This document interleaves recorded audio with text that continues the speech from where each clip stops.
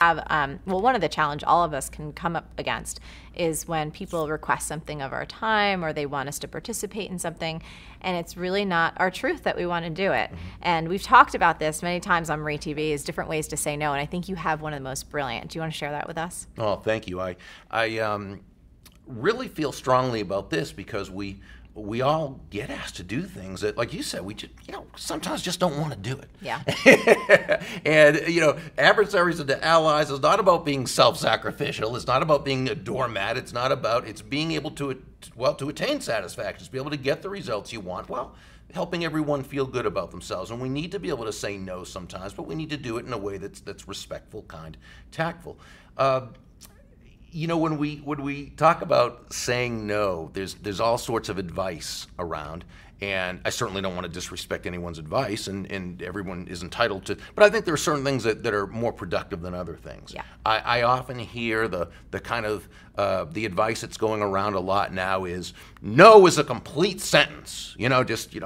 Just tell people no and that's it. And yeah, I've seen that teaching at seminars, and I've seen the people nodding their heads in empowered agreement. Yeah, okay, from now on that's just what I'm going to do. I'm going to tell people no.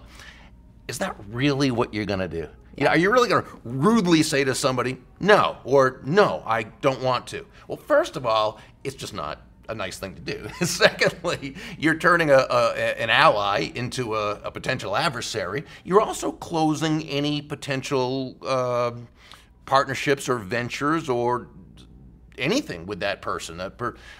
But the biggest reason for not saying no like that, Marie, is because it's not congruent with your values of treating people with respect. Mm-hmm. So I think there's a better way. Now, we also hear people say, well, just kind of make up an excuse so that you don't hurt the person's feelings.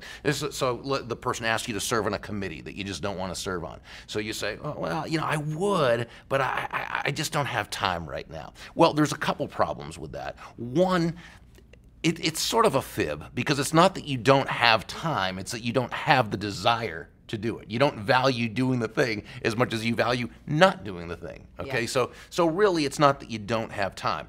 The other challenge is that this person's probably heard others say, I don't have time, so they have a response to it. So when they very compellingly explain why time is not an issue, now you either have to come clean and say, well, it's not that I don't really have time, it's that I really just don't want to do it. So you've had to admit that you fibbed, they don't respect you, you feel kind of, technical term here, yucky, and so forth. But then, or the other option is, in order to save face, what do? You take the gig, you do the thing you don't want to do, and there's really nothing good about that either. So there's a way we can say no that respects the other person and honors our own boundaries and so forth. And it's simply like this. Again, let's take the example of a committee that you're asked to serve on. And again, it's not an outlandish question. It's just not something you want to do.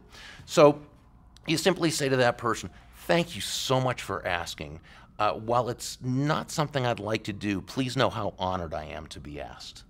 That's really good. all it is. So you're thanking that person. You're letting them know it's an honor. So you're respecting them, but you're not making an excuse they can grab onto. It's simply, thank you so much for asking. While it's not something I'd like to do, please know how honored I am to be asked. That whole, while it's not something I'd like to do, that's a nice turn of phrase there, Bob. Thank you. Good work. And there's always that situation where that person might still kind of try to compel you to do it, especially if you've set yourself up as someone who can be helpful. Right. And so they say, oh, but we really need you to do it, please. And you just simply, without defensiveness, without emotion other than kindness, but with no defensive type of emotion, you simply say, oh, I'd rather not. But thank you so much for asking. I'm really honored to be asked. I'd rather not. And you just do that and do it with calmness and be ready to do it. And what you'll do is you'll sort of retrain or reteach that person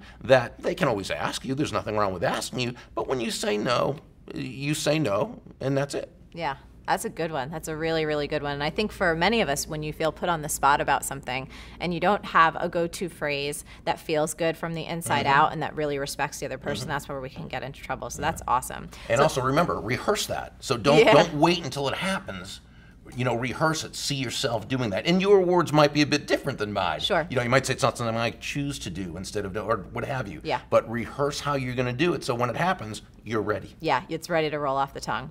So